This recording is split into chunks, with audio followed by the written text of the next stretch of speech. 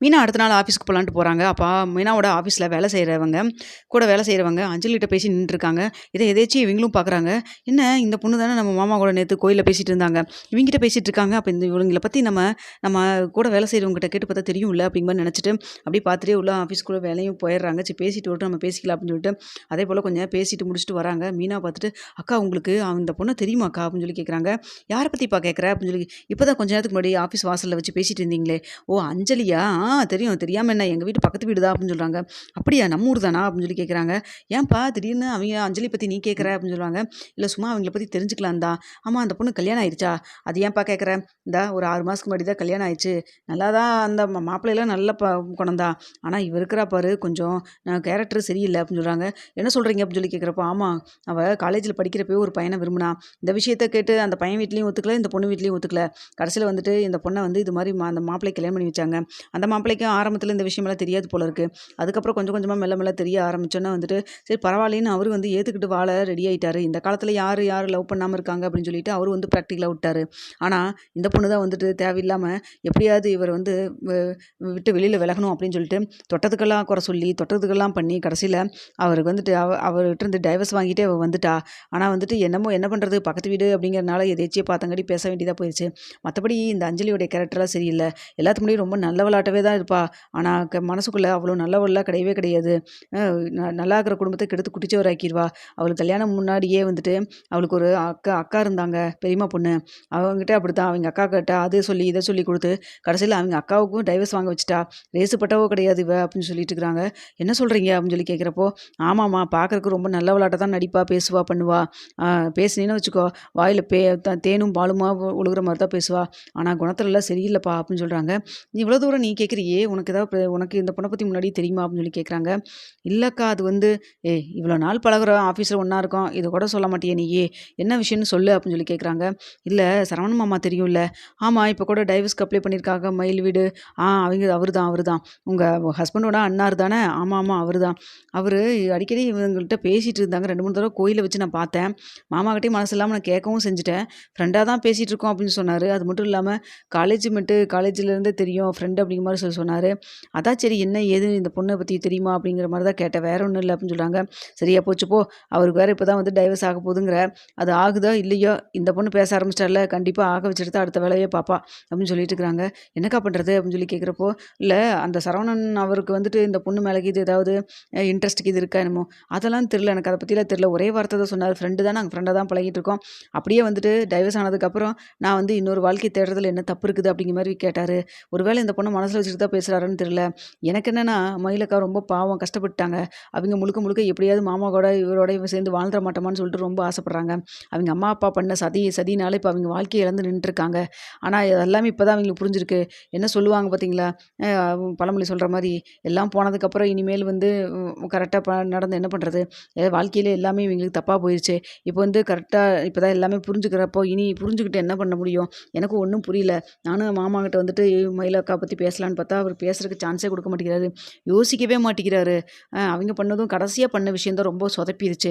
Case குடுத்துருந்துருக்கக்கூடாது. Case குடுத்து எல்லாத்தையும் உள்ள தள்ளியிருந்தா ரொம்ப பெரிய தப்பு பண்ணிட்டாங்க அந்த இடத்துல தான். இல்லைனா கூட கண்டிப்பா அத்தையும், மாமாவும் அப்படியே சரவணன் மாமா போயிட்டு போறாரு. அப்படியே கல்யாணம் என்னமோ ஆயிட்டு போகுது அப்படின்னு சொல்லி விட்டுருக்க மாட்டாங்க. கண்டிப்பா வந்துட்டு சேர்ந்து வாழ வைக்கிறதுக்கு ஏதாவது ட்ரை பண்ணியிருந்திருப்பாங்க. முயற்சி பண்ணியிருந்திருப்பாங்க. ஆனா வந்துட்டு மயிலக்கா வீட்ல அவிங்களே குழிய பறிச்சுட்டு தலையில மண்ண தூக்கி போட்டுக்கிட்டாங்க.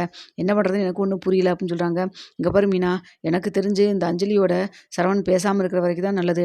சப்போஸ் வந்து நீ சொல்ற மாரி டைவர்ஸும் ஆயி கடைசியில வந்துட்டு இந்த அஞ்சலிய அவர் கல்யாணம் பண்ற மாரி வந்ததுன்னு வச்சுக்கோ, ரொம்ப கஷ்டம்.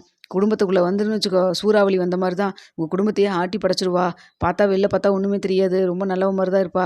ஆனா, அவ கண்டிப்பா வர இடத்துல நிம்மதிங்கிற பேச்சுக்கே இடமில்லாம போயிரும் பார்த்துக்கோ அப்படின்னு சொல்றாங்க. இத கேட்டோனே மீனாக்கு அப்படியே தூக்கி வாரி போடுது. ஏதாவது பண்ணி இப்போ சரவண மாமாகிட்டயும் அஞ்சலியும் நம்ம வந்து பிரிச்சே வச்சே ஆகணுமே அப்படின்னு சொல்லி யோசிக்கவும் செய்றாங்க. அக்கா உங்க வீடு எனக்கு முன்னாடி சொல்லியிருக்கீங்க. எங்கன்னு தெரியல. கொஞ்சம் அட்ரஸ் சொல்றீங்களா? ஏன்னா, அஞ்சலி பார்த்து பேசினா, "ஏம்மா நீயே டைரக்ட்டா போய் பேச போறியா?" அப்படின்னு சொல்லி கேட்குறாங்க. இல்லக்கா, அத என்ன சும்மா அப்படியே பார்த்து பேசிட்டு பார்க்கலான்னு வாழணும்னு நினைக்கிறா. அவங்க மனசுக்குள்ள என்ன இருக்குதுன்னு. நீ வேற அவ மனசுக்குள்ள என்ன நினச்சிருந்தாலும் வெளியிலலாம் தெரியவே தெரியாது. அவ சின்ன புள்ளையிலேருந்து வளர்ந்து நான் பார்த்துருக்கேன். அப்பேற்பட்டவள்லாம் கிடையாது. நீ பேசுறதெல்லாம் வேஸ்ட்டு அப்படின்னு சொல்றாங்க. அப்ப என்னதாக்கா பண்றது இதுக்கு அப்படின்னு சொல்லி கேட்குறப்போ, நீ உங்க சரவண மாமாட்ட தான் வந்துட்டு இவள பத்தி கொஞ்சம் எடுத்து சொல்லணும். அதுக்கு இவள பத்தின கேரக்டர்லாம் நீ புரிய வைக்கணும் அப்படின்னு சொல்றாங்க. நான் சொன்னா கண்டிப்பா கேட்க மாட்டாரு. அவர்ட்ட வந்து மயிலக்கா பத்தி வேற நான் கொஞ்சம் சப்போர்ட் பண்ற மாரி பேச போயிட்டேன்ல. அதனால வந்துட்டு அவர் என்ன தெரியுமா நினைப்பாரு, எனக்கு தெரிஞ்சு மயிலக்கா வந்து க நான் சேர்ந்து வாழணும் அப்படிங்கிறக்காக வந்துட்டு மீனா ஏதோ சொல்றதுக்கு ட்ரை பண்றா அப்படிங்கிற மாரி தான் தப்பால நினைப்பாரு அப்படின்னு சொல்றாங்க. ஆமா நீ சொல்றதும் கரெக்ட்டு தான். அப்ப 3வது பெர்சன் யாராவது வச்சு தான் நீ வந்து சொல்லியாகணும் அப்படின்னு சொல்றாங்க. என்ன பண்றது எனக்கு ஒண்ணும் புரியலையேக்கா அப்படின்னு சொல்லிட்டு இருக்கிறாங்க. நல்லா யோசிச்சு பாரு. ஏதாவது ஐடியா சிக்கும் அப்படின்னு சொல்றாங்க. சரிங்கக்கா டைம் வேற ஆயிடுச்சு நம்ம வேலைய பார்க்க போலாம் அப்படின்னு சொல்லிட்டு வேலைய பார்க்கவும் போறாங்க. அடுத்து வந்துட்டு இத பத்தி யோசிச்சுட்டே தான் வந்து வீட்டுக்கும் போறாங்க. அங்க போன செந்தில் வந்துட்டு நானும் பார்க்குறேன் 2 நாளா எதையோ யோசிச்சுட்டு எதையோ திங்க் பண்ணிட்டே இருக்க. என்ன மறுபடியும் உங்க அக்காவுக்கு ஏதாவது ஹெல்ப் பண்ணணும்னு சொல்லிட்டு பார்த்துட்டு இருக்கிறியா அப்படின்னு சொல்றாங்க. ஏங்க அதெல்லாம் ஒண்ணும் கிடையாதுங்க. எனக்கு வேற வேலை இல்லையா அப்படின்னு சொல்றாங்க. உனக்கு தானே நீ தானே ஊர்ல எல்லாரும் நல்லா இருக்கும்னு நினைப்ப. ஆனா கட்டின புருஷன் நான் என்ன பண்றேன் ஏது பண்றேன் எனக்கு ஏதாவது ஹெல்ப் பண்ணலாம் இல்ல எனக்கு ஏதாவது யோசிச்சு ஐடியா கொடுக்கலாம் அப்படிலாம் உனக்கு தோணாது அப்படின்னு சொல்லிட்டு இருக்காங்க. இப்போ உங்களுக்கு என்ன பிரச்சனை நான் என்ன பண்ணணும்னு நினைக்கிறீங்க அப்படின்னு சொல்லி கேட்குறாங்க. ஆமா நான் உங்கள்கிட்ட ஏதாவது பேசினாவே எரிஞ்சு எரிஞ்சு விழு மற்றபடி ஏதாவது யோசிச்சிட்டே உட்காந்துரு அப்படின்னு சொல்லி திட்டுறாரு. சரி முதல்ல நம்ம போய் இந்த அஞ்சலிகிட்டே பேசி பார்க்கலாம் அப்படின்னு சொல்லிட்டு அடுத்தா வந்து மீனா அடுத்த நாளே வந்துட்டு அஞ்சலி பார்க்கறதுக்காக அந்த வீட்டுக்கு போறாங்க. அங்க போறப்போ அஞ்சலி உள்ள இருக்கீங்களா அப்படின்னு சொல்லிட்டு காலிங் பெல் அடிச்சிட்டு இருக்காங்க. ஏன்னா நம்ம பேரெல்லாம் கூப்பிட்றாங்க யாருன்னு தெரியலன்னு சொல்லிட்டு வெளில வராங்க. வந்தோடனே ஆமா நான் அஞ்சலி தான் நீங்கள் யாருங்க உங்களை பார்த்ததில்ல அப்படின்னு சொல்கிறாங்க. நான் வந்து சரவணன் தெரியும் இல்லையா அவருடைய தம்பியோட ஒய்ஃபுங்க அப்படின்னு சொல்கிறாங்க. ஓ அப்படிங்களா வாங்க வாங்க வாங்க அப்படின்னு சொல்லிட்டு வீட்டுக்குள்ளே கூட்டு போய் உட்கார வைக்கிறாங்க. இல்லை உங்கள் அஞ்சலி உங்க கூட கொஞ்சம் தனியாக பேசணும் கோயிலுக்கு போகலாமா அப்படின்னு சொல்லி கேட்குறாங்க. கண்டிப்பாக போகலாங்க வாங்க அப்படின்னு சொல்லிட்டு இப்படி பேசிகிட்டே போகிறாங்க. இல்லை அஞ்சலி உங்களுடைய லைஃப் இப்படி ஆயிடுச்சு சொல்லி கேள்விப்பட்டேன். மாமாவுடைய லைஃப் இப்போ வந்து அப்பீல் பண்ணியிருக்காங்க. டைவர்ஸு கிடைக்கிறதுக்கும் வாய்ப்பு இருக்குது கிடைக்காம போகிறதுக்கும் வாய்ப்பு இருக்குது. ஆனால் மயில் அப்படி கிடையாது மயில் சேர்ந்து வாழணும்னு தான் நினைக்கிறாங்க அப்படின்னு சொல்கிறாங்க. இதை கேட்டு ஓ அப்படிங்களா சந்தோஷம் தான் மயிலோட சரவணன் சேர்ந்து வாழ்ந்தா ரொம்ப சந்தோஷம் தான் எனக்கும் அப்படின்னு சொல்லிட்டு வந்து அவங்க ஆஃபீஸில் வேலை செஞ்ச அக்கா சொல்கிற மாதிரியே ரொம்ப சந்தோஷப்படுற மாதிரி சொல்கிறாங்க. ஆனால் மனசுக்குள்ளே இவங்க என்ன நினைக்கிறாங்க தெரியலையே அப்படின்னு சொல்லி நினச்சிட்டு இல்லை நீங்கள் அடிக்கடி வந்துட்டு கோயிலில் பார்த்து பேசவும் பண்ணவும் இருக்கீங்க. மயிலோ அக்கா வீட்லேயோ இல்லை மயிலோ அக்காவோ பார்த்துட்டாங்கன்னா ரொம்ப சங்கடமாயிருமில்ல. அதனால தான் என்னங்க நாங்கள் ஃப்ரெண்டாக தாங்க பேசிக்கிறோம் பழகிக்கிறோம் என்ன தப்பாக நினைக்கிறீங்களா அந்த மாதிரி எண்ணத்துலலாம் நான் பேசவும் இல்லை பழகவும் இல்லைங்க அப்படின்னு சொல்கிறாங்க. இல்லைங்க அப்படி சொல்ல வரலங்க நான் டேரெக்டாக எதுக்கு உள்ளூருக்குள்ளே 4 பேர் பார்த்து பேசுகிற மாதிரி எதுக்கு தேவையில்லாமல் வச்சுக்கிட்டு நான் மாமாட்டையே நான் உங்களை பார்த்தேன் அப்படின்னு சொல்லி கேட்டேன். அவர் ஃப்ரெண்டாக தான் பேசுகிறேன் பழகுறேன்னு சொல்கிறாரு. மற்றபடி எந்த ஒரு எண்ணம் இல்லை. அது மட்டும் இல்லாமல் மயில் என் வாழ்க்கையில் கொடுத்த வேதனையே போதும். இன்னொரு கல்யாணத்தை பற்றிலாம் நான் யோசிக்கல அப்படிங்கிற மாதிரி தான் சொன்னார். இருந்தாலும் வந்துட்டு சரி உங்ககிட்டையும் சொல்லிட்டோம்னா கொஞ்சம் நல்லா இருக்குமே அப்படிங்கிறதுக்காக தான் வேற ஒன்றும் இல்லை. நான் மாமா வந்து சரவண் மாமா வந்துட்டு டேரெக்டாக உங்ககிட்ட சொல்கிறக்கு தயக்கப்பட்டால் கூட படுவார்ல அப்படின்னு சொல்கிறாங்க. என்ன சொல்ல வரீங்க அப்படின்னு சொல்லி கேட்குறப்போ இல்லை இனிமேல் வந்துட்டு இது மாதிரி கோயில் அங்கே இங்கேன்னு சொல்லிட்டு பார்த்து தேவையில்லாமல் பேசிகிட்டு இருக்க வேண்டாம் அப்படின்னு சொல்கிறாங்க. என்னங்க சொல்கிறீங்க நாங்கள் சும்மா ஜஸ்ட் ஃப்ரெண்டுங்க காலேஜ்லேயே எனக்கு தெரியுங்க அப்படின்னு சொல்கிறாங்க. சரிங்க பார்த்துக்குங்க ஃப்ரெண்டுன்னா ஏதோ அப்பப்போ ஹாய் பாய் அதோட பேசுகிறதோட நிறுத்திக்கிங்க ஃபோனில் இந்த புது இடத்துலலாம் உட்காந்து பேசுகிறதெல்லாம் வேண்டாங்க அப்படின்னு சொல்லிட்டு இருக்கிறாங்க. இதை கேட்டு அஞ்சலியோடைய மனசுக்குள்ளே ஓ நீ அப்படி நினச்சிட்டு இருக்கிறிய நீ என்னதான் இருந்தாலும் சரவணுக்கு டைவர்ஸ் ஆகத்தான் போகுது சரவணனோட சேர்ந்து நான் வாழத்தான் போகிறேன்.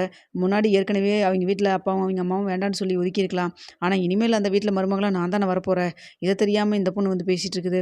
சரி பார்த்துக்கலாம் நடக்கிறப்போ தெரியும் அந்த பொண்ணுக்கு எல்லாமே என்னை பற்றியும் தெரியும் அப்படின்னு சொல்லி நினச்சிட்டு சரிங்க மீனா நீங்கள் சொல்கிறதும் கரெக்டு தான் எதுக்கு தேவையில்லாமல் 4 பேர்த்து வாயில் விழுந்துட்டு காட்டி அதனால் நீங்கள் சொல்கிற மாதிரி நான் இனிமேல் பார்க்கவும் இல்லை பேசவும் இல்லை அப்படிங்கிற மாதிரி நல்ல தரமாக வந்து பேசுகிறாங்க.